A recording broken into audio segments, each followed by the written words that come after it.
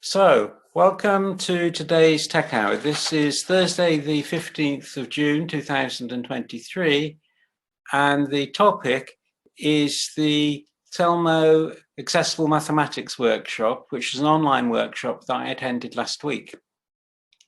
So I'm really pleased to have all you good people here.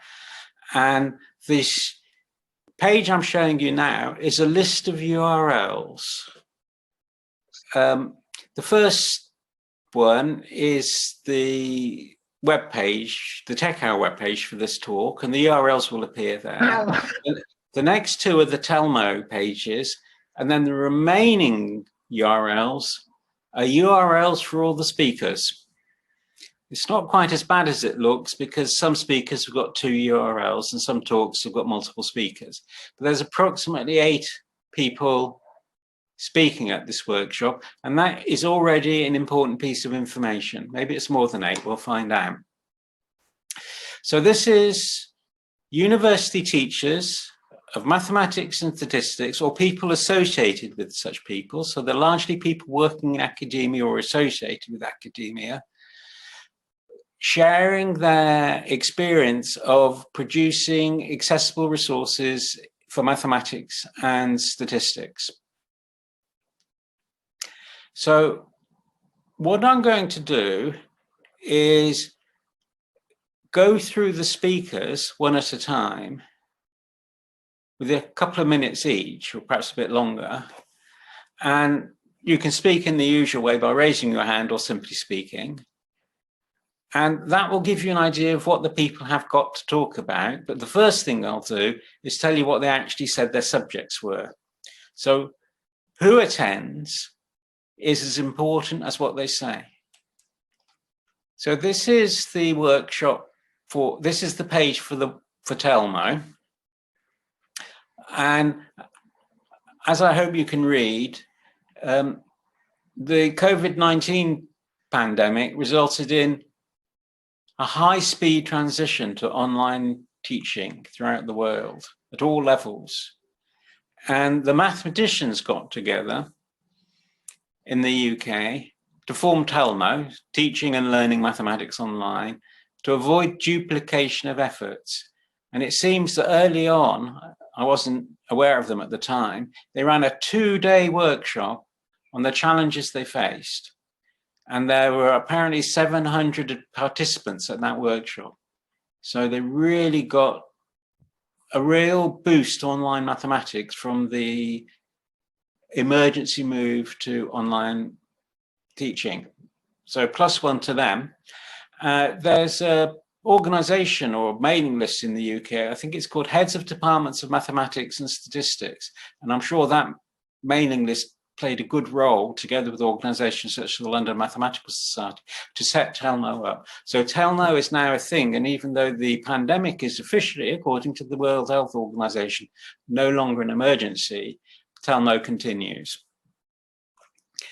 And they're telling us here, TALMO will continue and it will become an online seminar on teaching and learning mathematics in all its forms. So it's not confined to online at this point, but online has become an important part of the mix.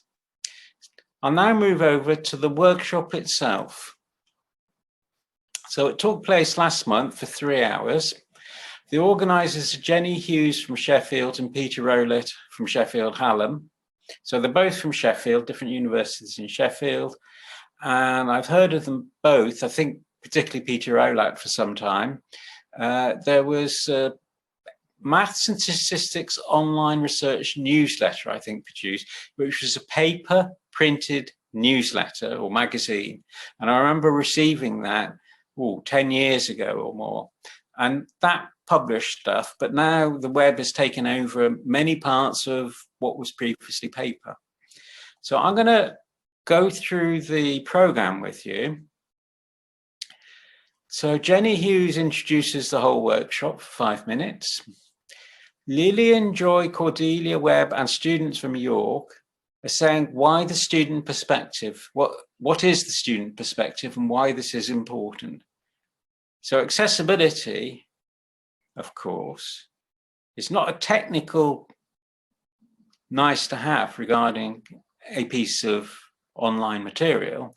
It's whether or not somebody can access the material, and particularly whether or not they can access the whole course.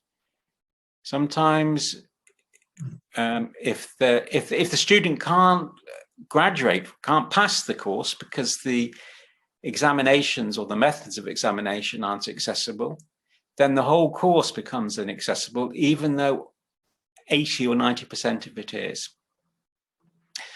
Now, I have to say that something else interrupted me today, and so I'm not as well prepared as I'd like on all of this. So even though I attended all the talks, my memory is a bit dim. So Ben Watson and Jim Tyson gave a summary of where to start, how to get going. And then we've got, as you can see helpfully, diagrams, figures, and images.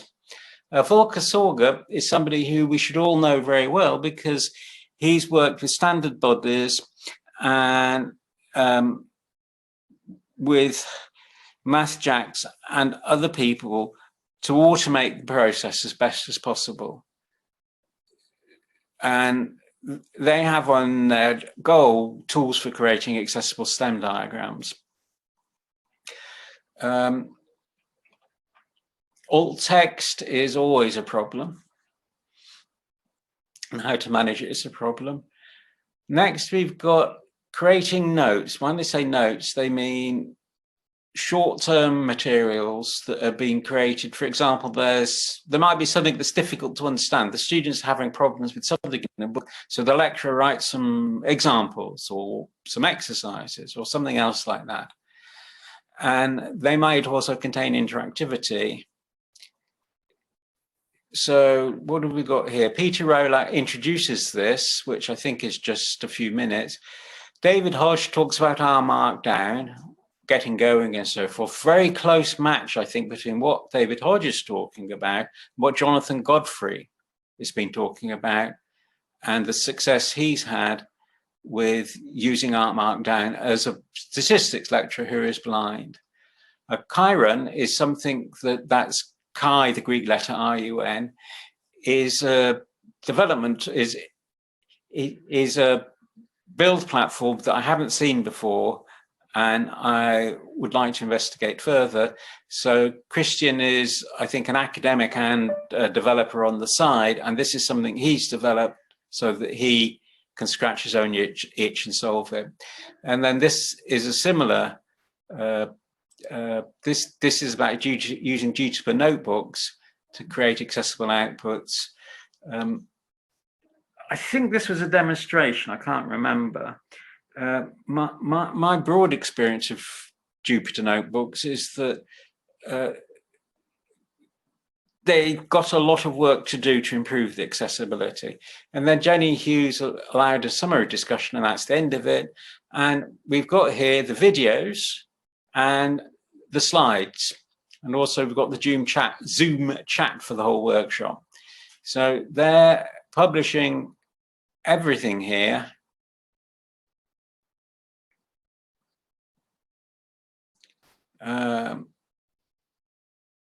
Together with links, and there's the close. So I expect the workshop itself is 3 hours with some breaks in it. It'll probably take you at least 2 hours to read all the slides and look at some of the videos. There's a fair amount of work to get hold of all of this.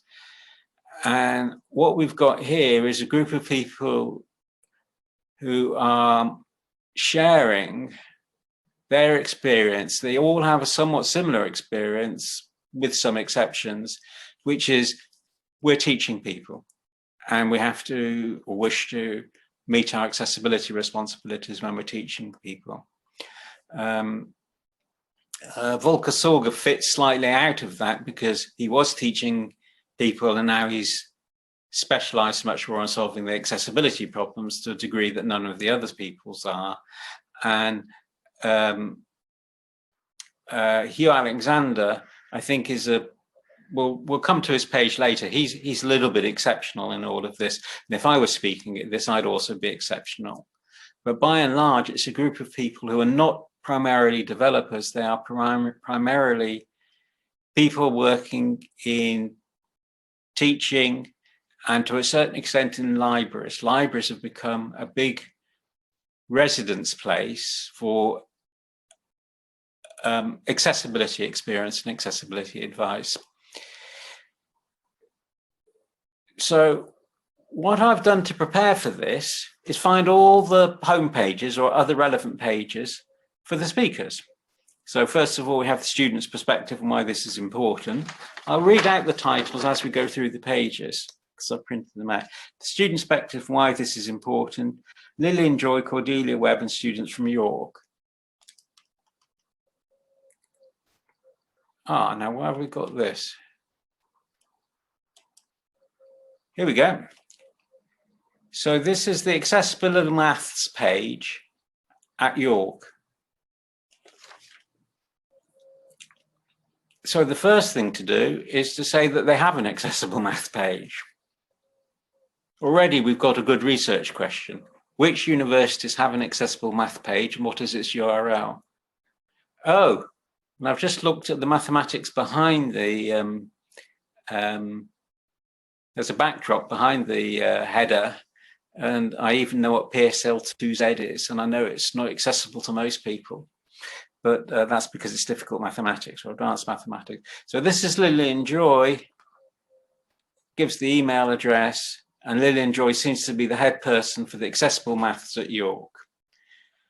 Now, from somebody who's an outsider, that is fantastic, because we know now that there's an accessible math page at York, and we know somebody to contact. So I'm looking at this from the point of view of an outsider wanting to make contacts, possibly a publisher, possibly somebody like the archive who's looking for people to partner with regarding the testing of materials, or partly somebody like myself who wants to build a community relating to LaTeX and its successors. We've got advice on navigating the site. We've got a glossary, we've got recent updates. So we've got a guide on how to use this page, and that's all I did for this. The talk that Joy gave, Lillian Joy gave, involved students, several students, and it was largely talking heads, students talking about their experience. So if you go to Joy's talk in the videos on the TALMO site, you'll have a number of students talking about their problems and what worked well for them. So the next talk up was where to start with digital accessibility for STEM, Ben Watson and Jim Tyson of the University College London. The University of London is a big sort of umbrella, and University College London is a university in its own right, which has its own ability to award degrees, just as Imperial College is a university in its own right and has its own ability to award degrees. So UCL is just across the road from the British Library, actually.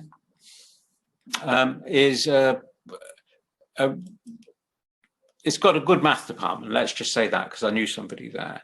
And look, they've got a digital accessibility team. And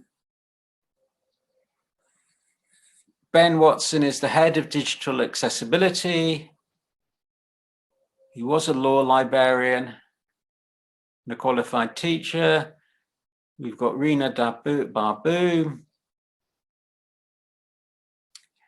We've got Matt Pateman, we've got Georgia Mann, we've got James Prime, and we've got their addresses. Again, there's a page that gives a team and gives you how to get information. Here's the mathematics and programming page for digital accessibility. I don't remember or don't know what the Thomas Polkinghorne Trust is, but I'm almost certainly feel as though I should do. And they've worked to create things accessible, make things accessible. That's an interesting tab that I haven't put in. And it builds on Jim Tyson's blog on LaTeX and accessibility. Jim Tyson is the co-presenter, and there's a collection of resources and advice here. And there are people that are behind it. This is Making Accessible STEM Introduction by Jim Tyson. I think this science, technology, engineering, mathematics, and perhaps medicine. Don't know. Yes, medicine. We've got some contributors. And mathematics, technical content, tables, maps, coding. So they've obviously made an effort to create a fairly comprehensive guide. And knowing that they've done that is useful background when you come to look at their talk, which was on where to start with digital accessibility. Here's another page from UCL, which is Jim Tyson's earlier pages, accessible documents from LaTeX. And he says that the stuff he wrote in 2020 is superseded by later material. And at the bottom, oh, you've got LaTeX commands here. And at the bottom of this, I think you've got a reference to the tech users pages on PDF accessibility, and something from Martin Towers, which seems to be overtaken by events. That seems to be quite common, is that information is put up, published, and then it gets overtaken by events. So somehow keeping things up to date, it is perhaps a bit of a problem for lots of people. So this is Morgane Richards, and let me tell you who she is. She introduced diagrams, figures, images, and introduction. I think she acted as the session chair rather than somebody who provided substantive content. So she introduced the session, and there were 3 sections: how to do good alt text, coloring in using color in figures, and creating accessible STEM diagrams. So let's move on. This is Hugh Alexander, and this is his company. They're a London-based company who specialize in writing alt text and image descriptions. So for some reason, they've set up to be good at writing image descriptions. Textbooks. So they create, you create the image, and then we tell the story. So Hugh Alexander is the managing director. He's worked in publishing for 25 years. He's a passion for passion for accessibility, Publishing Accessibility Action Group, the Higher Educational Digital Accessible Working Group. He now describes things for a living. So that's who we are. So that explains why Hugh Alexander is at this conference talking about creating image descriptions. The next talk is Josh Lim, who is at the University of Bath.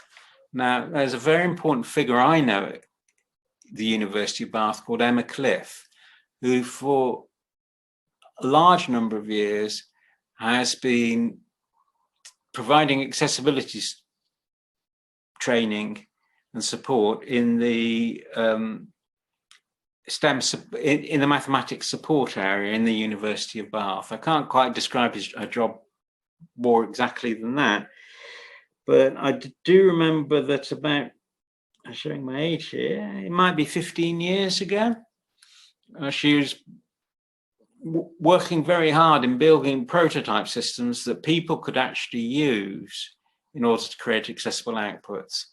And even though it was hard to package everything together in such a way that somebody could install it on a Windows machine and use it, it was a worthwhile thing to do.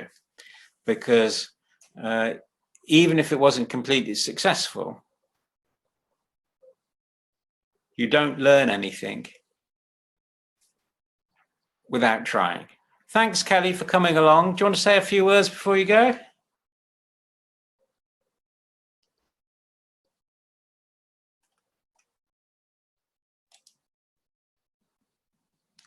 All right, let's see what Kelly said. Just a moment.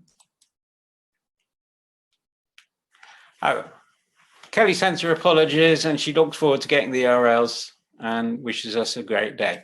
So thanks for that, Kelly. So let's go back to the main story. So Josh Lim spoke about the use of colors in figures, and the main thing was taking the well-known information and best practice regarding use of color and looking at it in terms of, for example, the various false color images that are used in, for example, astronomy, and the problems and opportunities involved in all of that. So that's Josh Lim. And now we have Volker Sorger, who is, I didn't know there was such a thing before he was appointed to this, Chair in Document Analysis and Accessibility. So I think he's probably the person that created the role. And he has set up a spin-off that provides, roughly speaking, I think this is right, services for publishing or advice for publishing. So his academic position is part-time. And as they say here, he's been an important player in developing web technology standards, particularly for visually impaired readers. And then he says, have a look, led to the implementation of production-ready open source software technology. So solving the problems that Emma wasn't able to solve and learning from Emma's experience for accessibility via oral and tactile transcription. And the next slide will be Volker's homepage, which has none of this fancy design stuff that gets in the way of accessibility. And I'm just going to leave it here as that. His CV, research activities.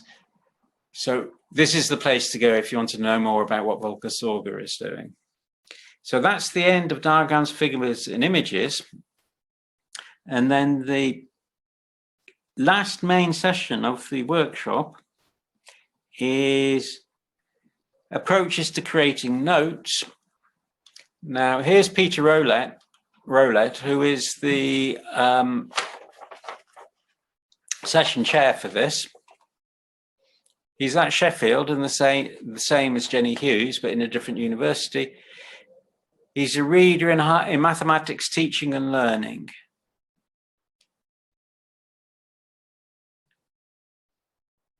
So he is a popularizer rather than somebody who inhabits an ivory tower. And he has a nice photograph. I noticed that his fingers are almost interleaved, which is a mathematical operation. And his teaching page here, these are the areas he's teaching. Sorry, I'm trying to find.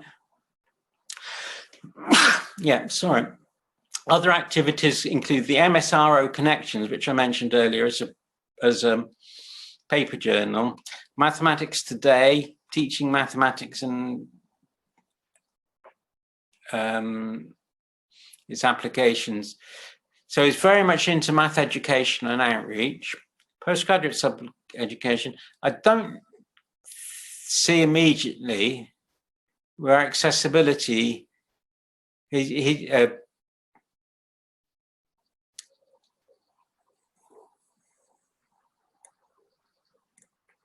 where accessibility becomes an important topic for him, but I'm sure it is. Here's David Hodge. Let's try and make this a bit, that doesn't help. So he's a probabilistic, and again, he is an outreach person on BBC Radio and school, statistics ambassador. And his talk was a primer on art markdown, getting started examples, a few tips. Well, as a statistician, it's perfectly appropriate and obvious that he will be interested in R, which is a statistics package. So that's something you have to think about when you're doing accessibility, is that practicing statisticians like to use R. And so if they can continue to use R and maintain accessibility, they'd like to do that. And we know that they can do that because that's exactly what Jonathan Godfrey does. So anybody that wants to provide accessibility for statistics, use R.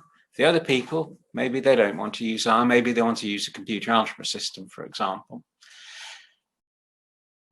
We'll now move on to Christian Lawson Perfect, who is at Newcastle, and he talked about his open source Chiron's tool, and there's a link to that on the TALMO page.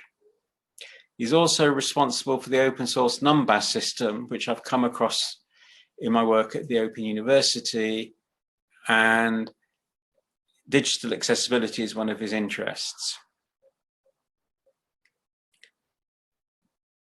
So here are some of his talks. So the main thing that he was talking about was Chiron, and if you want a platform that delivers mathematics in an accessible form, perhaps you should consider looking at Chiron, if only to broaden your knowledge, even if it doesn't fully suit you. But that's where we are with that. I'm sorry, I'm injecting personal opinions that are perhaps inappropriate here. We're nearly finished. Alex Best is the lecturer in mathematics and statistics at the University of Sheffield. This blog is hosted on github.io, which is the same as what the Tech Hour uses. The other page is from Sheffield. So there's 3 people from Sheffield now, which is Jenny Hughes and Peter Rowlett and Alex Best. So it's quite easy for them to hold an in-person meeting, or relatively easy for them to hold an in-person meeting every so often, then little travel involved. So here he states that he's a passionate advocate for making academia, in particular mathematics and statistics, a place for equality, diversion and inclusion. And the London Mathematical Society has a good practice scheme since 2022, which is probably something I didn't know about. And he does some public engagement. There's been a lot of statisticians getting involved in public engagement with the COVID-19 pandemic.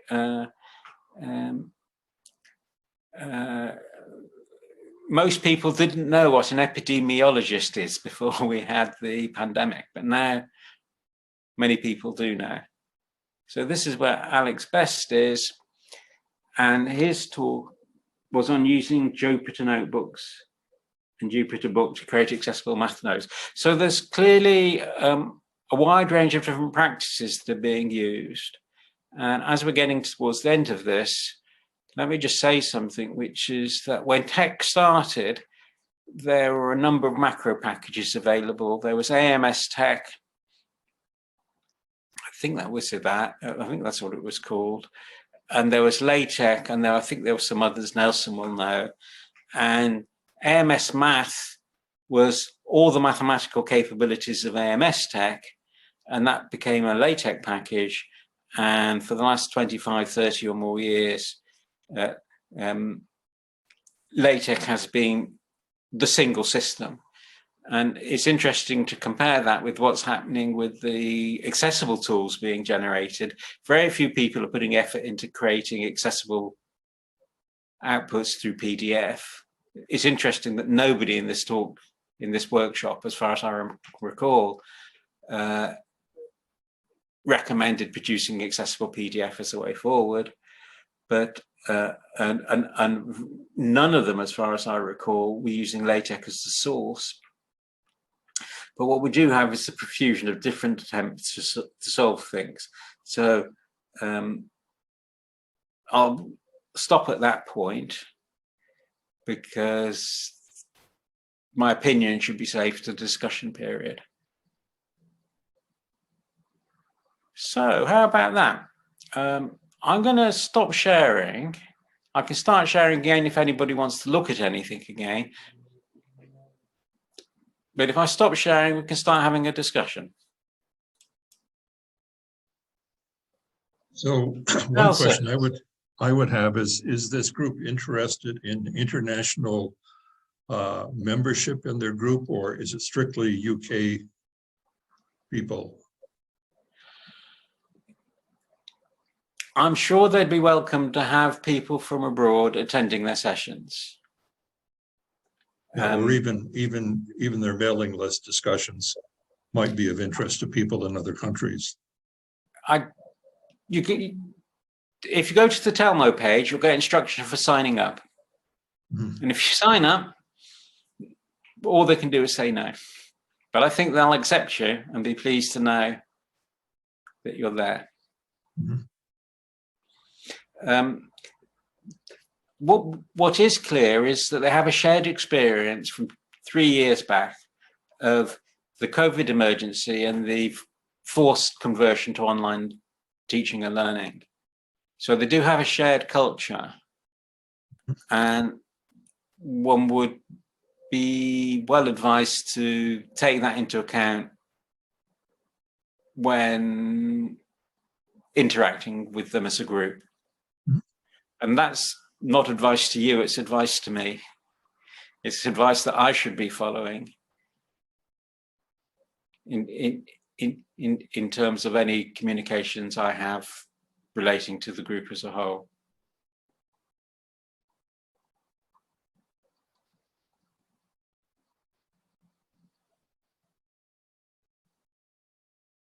It was interesting that the company that that does all text is really interesting. I never thought there were companies like that, but it makes a lot of sense.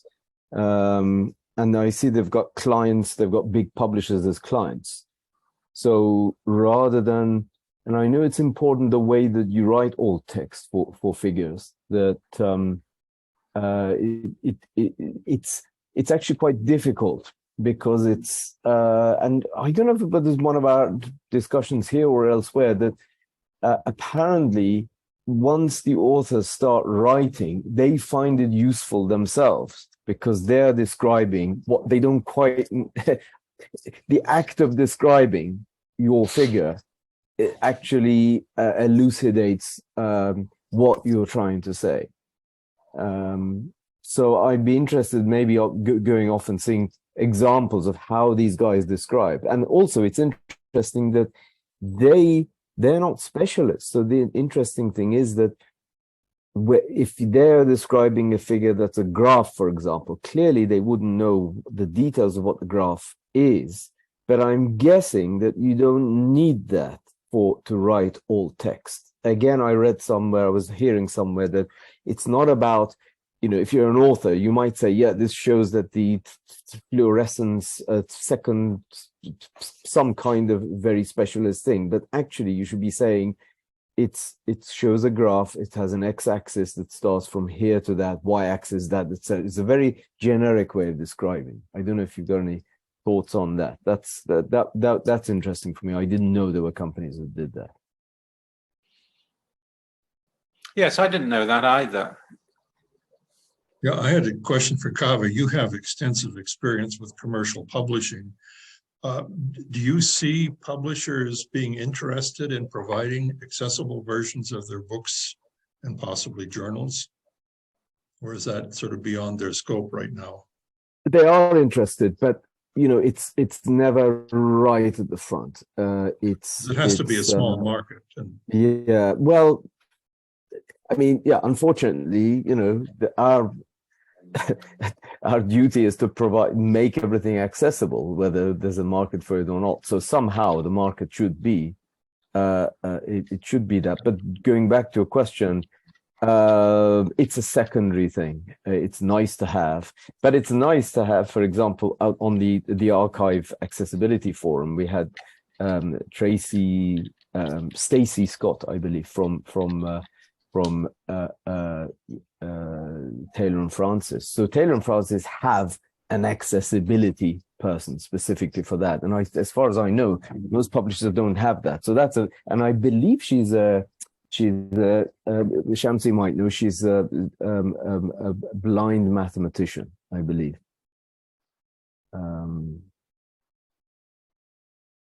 Is that right, Shamsi? Blind mathematician from Taylor and Francis was Stacy Scott. Yeah, exactly. Yeah. Stacy Scott. Yeah, I believe. And she was on the accessibility on the forum, I believe that we had. Yeah. So it's a good sign. And I saw that on that forgive me, I forgot the URL for that. Textbox Digital. It was the guys who do the descriptions, figure descriptions. They have Taylor and Francis and Cambridge Core and several other publishers on their list. So that's interesting. So I will look into these guys.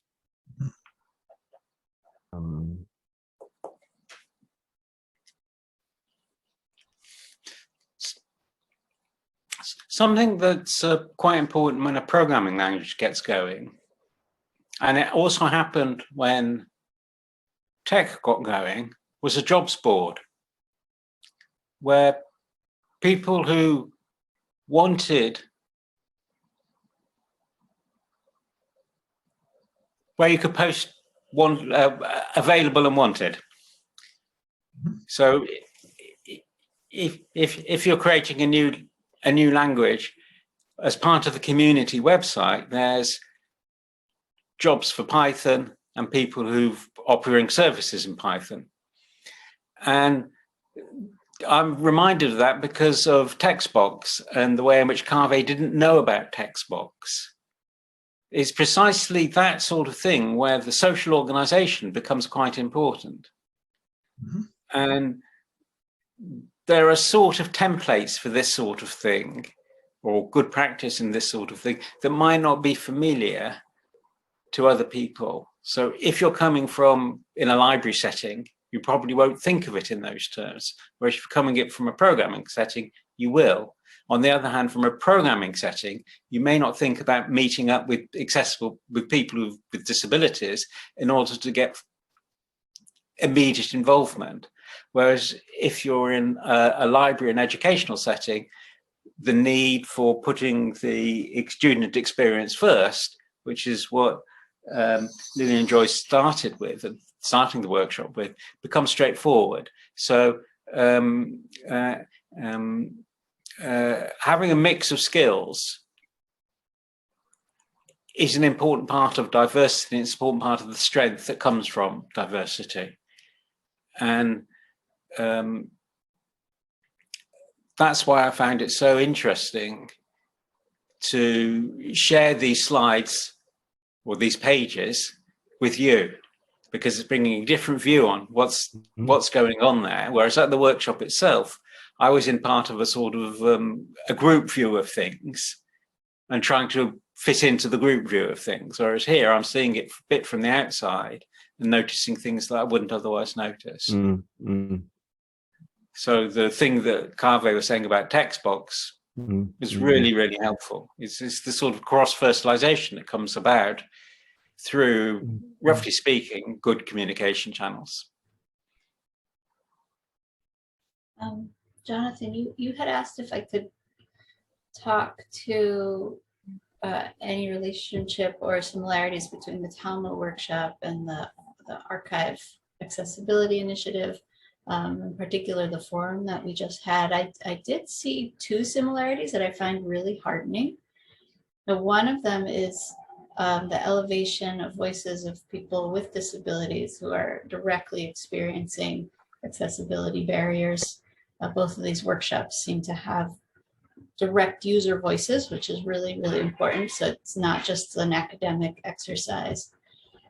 And the other thing is not just thinking about remediation as something that happens right before publication. That was a theme that came out of the archive forum. And it's really heartening to see here that people are thinking about accessibility much earlier in the process, like the language that authors are using, for example. That's about as early in the process as you can get. So if you can bring accessibility to that point, it means that you're honoring the needs of everybody at every stage of the process. Because of course, people with disabilities are at all stages of the scientific process. They're not only passive readers at the end, they're at every stage. So that I thought that was really heartening to see that theme again in TALMO. Thank you for responding to my invitation to comment, Shamsi. It was very helpful and much appreciated.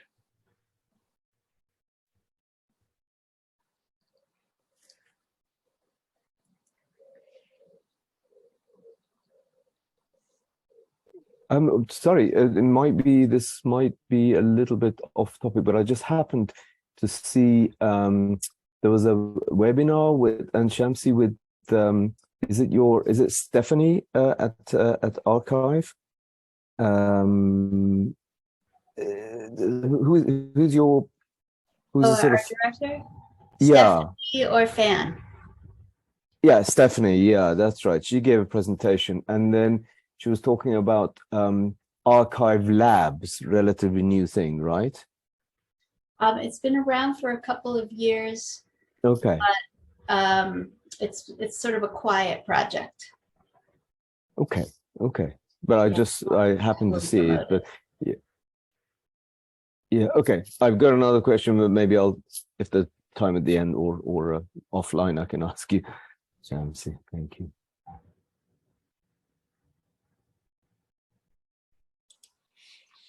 Nelson, you're going to have to leave quite sharply. I wonder, I must be very, can I yet again ask you to relate what's going on now as best you're able to the long history of the tech community? Well, I think the reality is that until perhaps the last decade or so, people in the tech community haven't thought much about accessibility. We were all focused on getting beautiful documents and typesetting complicated math formulas and tables and so on, and getting figures inserted into tech documents. So one of the reasons I joined this group when Jonathan started it, or shortly thereafter, was that it sounded like something we ought to be thinking about as a community and kind of spreading the word. Jonathan, are you speaking at the Bonn meeting in July for TUG? No, I'm not speaking. They are not allowing, as far as I recall, remote talks. Oh. And I have some difficulties with the TUG organization, which I won't talk about here. Okay, that's fine. I don't know whether, I haven't looked at the program schedule. It's on the website, but I've been rather busy and I typically look at it a day or two before the meeting. But I'm looking forward to it because it's the first time we'll have been meeting in 4 years, and it'll be good to see old friends again. I'd like to sort of make a personal comment, which is that, well, let me preface it by saying that every strength can also be a weakness. And in some circumstances, a weakness can in fact be a strength. So the tech community has, with LaTeX, something approaching a uniform way to doing things. So there's a sort of, everybody's using the same tools. And in the beginning, it was everybody was using Don Knuth's tech. There wasn't anything else. And there are macro packages. And now we've got a situation where, for accessibility reasons, the LaTeX team wants to develop only on Lua tech for accessibility. That's what I heard at the Accessibility Forum from the archive. But there is a monoculture, if you like, of LaTeX. Now, we don't have anything like a monoculture regarding the production of accessible mathematics, whereas Don Knuth created something very close to a monoculture for the production of PDF or print mathematics. So I think that's a really big difference between the early days of the tech community and the current situation with regard to accessible outputs. The archive, because it's, so to speak, building itself upon the monoculture of LaTeX, has an inclination to go for the monoculture of LaTeX ML, which has got big pluses for it, but at the same time, the difficulty with the monoculture is that it can make innovation hard, whereas the smaller agile developments can take advantage of opportunities and achieve early adopter benefits, for example. So that comparison in terms of the life cycle of software between the tech culture and the accessibility culture is quite interesting. I have a regret, a fairly strong regret, that because the tech community has been focused on PDF and not on accessibility for such a long time, and even when it adopts accessibility, they think of accessible PDF. The danger of that, the opportunity that is lost from that, I see, is that if the LaTeX team were to exercise leadership, then there'd be an opportunity to move the whole tech community as a group, or as a large part of that group, into an accessible world. Whereas the LaTeX team not embracing accessibility and HTML in the way that the TALMO people are, means that the migration doesn't take place, and there's actually a danger that the tech community become dispersed and broken when it could have been kept together more. Now, some people might say, I'm just causing difficulty, and that accessible PDF will work, or at least should be given its chance, and that the people who are promoting accessible HTML without producing good PDF, etc., are the people causing the community to break. But my response to that is that the one thing that is certain to use a community to cause a community to break is having ill will and creating ill will. So really the question is, do we have goodwill towards each other and towards our shared purposes? Yeah, a few years ago. That's a question that you don't ask other people without first considering it very, very carefully about yourself. Is my conduct as I wish it to be, before raising those questions about other people? Sorry, Nelson, I interrupted you.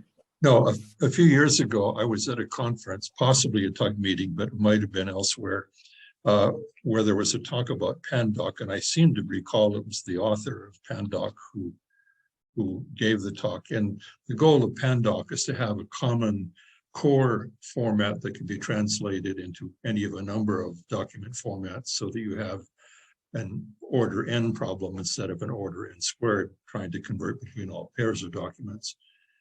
And after that meeting, I went ahead and installed it and tried it on a couple of relatively short documents and reported some problems and so on. But I haven't used it since, and I'm wondering whether there has been any work in the Pandoc community to think about the accessibility problem. Have any of you folks encountered Pandoc and played with it recently? I've encountered it. I haven't played with it. Pandoc using Pandoc to convert LaTeX into HTML is one of the preferred accessibility routes on blind math.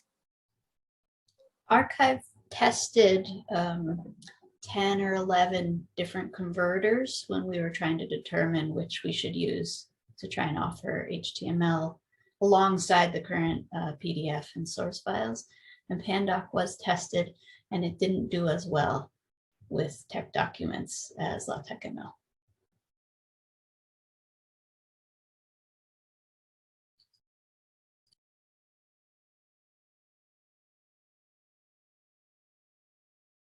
I think the difficulty that Pandoc has, and a lot of systems have, is dealing with legacy content. If it's legacy content, then LaTeX comes out with a big benefit. But if the content is designed to meet the conversion tool, then having a special conversion tool generally works a lot better.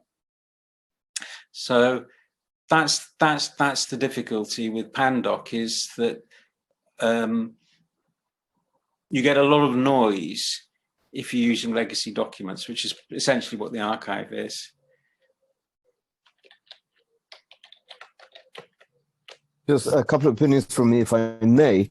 So I think, you're right, the legacy documents, we've got 30-year-old documents. So the good thing about tech is that we still have that if you run them through tech, generally you will get the output that the author originally got. So I feel in general we should run it through tech, but then get tech to spew out something else, a bit like a tech for HD, for example. So get structured document out, then go from there, so that you've got that engine. We've got the engine going back 30 years. So it's going to be a different engine to run the 30-year-old document as present documents. The other thing I feel is that we should really look beyond PDF and beyond HTML. If we really want, HTML is no doubt that right now is the best as the R5 LaTeX ML has shown. But we've got to look, if we put a lot of, if it's good now, what happens if in 20 years time, 15, 20 years time, something beyond HTML comes out? We don't know what's coming next. So I feel we should, if possible, we should try and have some sort of description, as simple structured document at the core as possible. Then turn that into HTML, into PDF, into voice, into Braille, etc. That's the ideal. It may not be practical. Okay, I got, this is it. My life is complete. Thumbs up from Shamsi. But that's the way I feel. It's not easy, but we've got to look beyond. Beyond, because people have done. It's no good having solutions. Sorry. Okay, here's an example. Archive, we got 30 years of documents. They still run. Why? Because we've got that open source engine, tech, that is available now. Just suppose 30 years ago, say 20 years ago, I can't remember now, 25 years ago, PageMaker was very, very popular. It was the factor way of making PDFs. FrameMaker, fantastic product.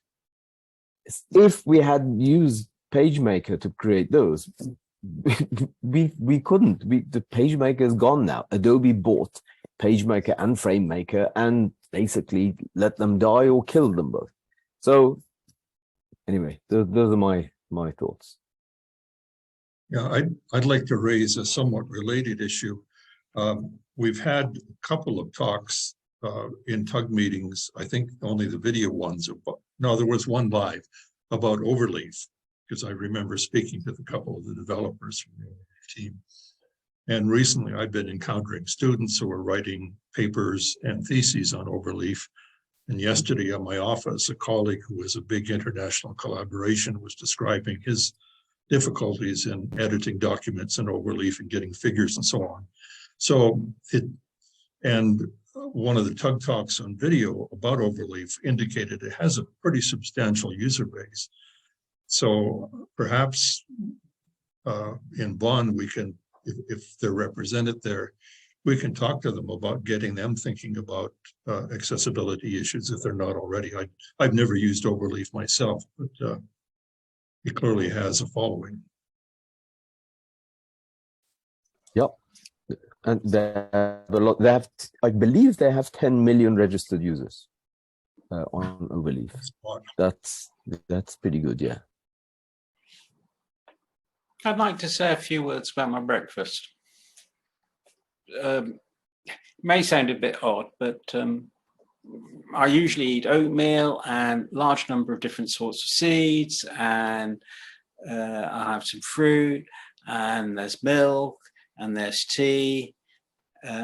So without even thinking about things like electricity and the cups and the knives and the saucepans and anything else like that, but just the food that I actually eat. Many people have worked to create that food, most of whom are not known to me, almost all of whom are not known to me. And that's just the growing of the food. The delivering of the food and everything else involves many more other people. So if creating breakfast involves an unknown cast of hundreds or thousands, let's say hundreds, then creating accessible documents will require a large, by and large, unknown cast to be successful. I mean, one can say these people contributed, here's the copyright holders and a long list, and it's good to do that. But what's required is a lot of people contributing in all sorts of different ways, from the grand architectural vision to the, I've got a problem with my homework. What do we do about this? So, so in some sense, the ethos, in the sense of what brings a people together, the guiding principles, the sort of the coherence, with social insects such as bees, smell and pheromones have got an important thing for the coherence, but the coherence that will allow accessibility problems to be solved is really important. And Don Knuth, when he developed tech, was a center for such coherence. Nelson was very strongly affected. He's told us several times that when he saw tech, he said, well, my search is over. This is the text processing system I'll be using for producing print. And unfortunately, and it's not necessarily the fault of any individual, it may be a symptom of the times, or Knuth was lucky, but we haven't had that similar gestation of something that brings people together to cooperate in a way that people did to create My Breakfast and Don Knuth did to create not just tech, but the whole infrastructure around it. So that's what is interesting to me. And that's why I'm so really pleased that I've been able to bring the TALMO stuff to Shamsi, and that Shamsi may be able to bring the archive stuff to TALMO. And in the end, we sort of get the law of large numbers that makes everything easier.